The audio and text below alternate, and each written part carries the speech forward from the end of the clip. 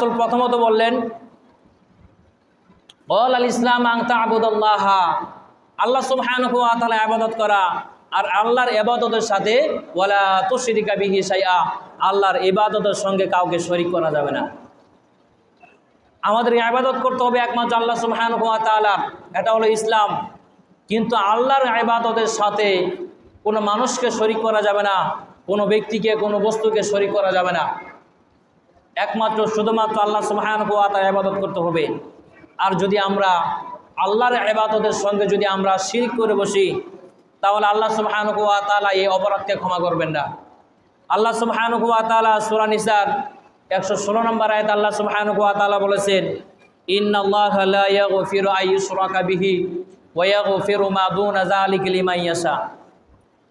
আল্লাহ সুবহানাহু ওয়া তাআলা তিনি বলেন, ইন্নাল্লাহা লা ইয়াগফিরু, নিশ্চয় আল্লাহ তাআলা ক্ষমা করবেন না, ওয়া ইয়াগফিরু মা দুনা যালিকা লিমান ইয়াশা, আল্লাহ সুবহানাহু ওয়া তাআলার সঙ্গে যারা শিরিক করবে, ওয়া ইয়াগফিরু মা দুনা যালিকা লিমান ইয়াশা, আর শিরিকের বাহিরে যত অপরাধ আছে আল্লাহ সুবহানাহু ওয়া তাআলা চাইলে ওই অপরাধগুলোকে আল্লাহ তাআলা ক্ষমা করে দিবেন। কিন্তু শিরিক সম্পর্কে আল্লাহ তাআলা বললেন যে আমি শিরিকের গুনাহ ক্ষমা করব না, কিন্তু শিরিকের বাহিরে যত অপরাধ আছে আল্লাহ চাইলে ওগুলোকে ক্ষমা করে দিবেন। তাহলে চিন্তা করে দেখেন শিরিক কত মারাত্মক অপরাধ। এরপর সূরা নিসার সূরা মাইদার 72 নম্বর আয়াত আল্লাহ বলেছেন, ইন্নাহু মা ইউশরিক বিল্লাহ ফাকাদ হারামাল্লাহু আলাইহিল জান্নাহ ওয়া মাওয়াহুন নার। শিরিক কত মারাত্মক অপরাধ। আল্লাহ তাআলা বলেন, ইন্নাহু মা ইউশরিক বিল্লাহ, নিশ্চয়ই যারা এই দুনিয়ার জীবনে আল্লাহ সুবহানাহু ওয়া তাআলার সঙ্গে যারা শিরকে লিপ্ত হবে, ফাকাদ হারামাল্লাহু আলাইহিল জান্নাহ, আল্লাহ তাআলা অবশ্যই অবশ্যই তাদের জন্য জান্নাতকে হারাম করে দিবেন। বলেন নাউজুবিল্লাহ। তাহলে শিরিক কত মারাত্মক অপরাধ।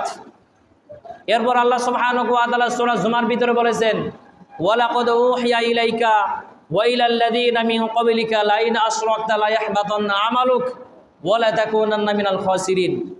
আল্লাহ তাআলা আমাদের নবীকে বলতেছেন যে রাসূল, আপনার নিকট ওহী প্রেরণ করা হলো, আপনার পূর্বে যত নবী রাসূলগণ পৃথিবীতে আগমন করিয়েছিল তাদের নিকট সেই ওহীটাই প্রেরণ করা হয়েছিল। আর সেই ওহীটা হলো লাইন আশরাকতা লা ইয়াহবাতান্না আমালুক, রাসূল আপনিও যদি আপনার রবের সাথে শিরকে লিপ্ত হন আপনার জীবনের সমস্ত আমল বাতিল হয়ে যাবে। আল্লাহ তাআলা রাসূলকে দিয়ে আমাদেরকে বোঝাইতেছেন, অথচ নবী রাসূল তারা তো ওহী দ্বারা পরিচালিত, তারা তো শিরিক করা প্রশ্নই আসে না। এরপরও রাসূলকে দিয়ে আল্লাহ তাআলা বলার উদ্দেশ্য হলো এই দুনিয়াতে যত বড় ব্যক্তি হোক, যত বড় আলেম হোক, যত বড় বুজুর্গ হোক, ওই ব্যক্তি যদি আল্লাহ সুবহানাহু ওয়া তাআলার সঙ্গে শিরকে লিপ্ত হয় আল্লাহ তাআলা তার জন্য জান্নাত হারাম করে দিবেন, তার জীবনের সমস্ত আমলকে বরবাদ করে দিবেন।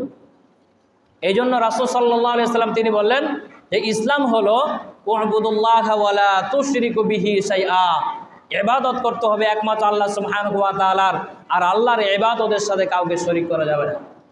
একটা গুরুত্বপূর্ণ একটা শিরিক বলি, যেটা দেখা যায় যে সমাজের ভিতরে ভালো ভালো মানুষ, শিক্ষিত মানুষ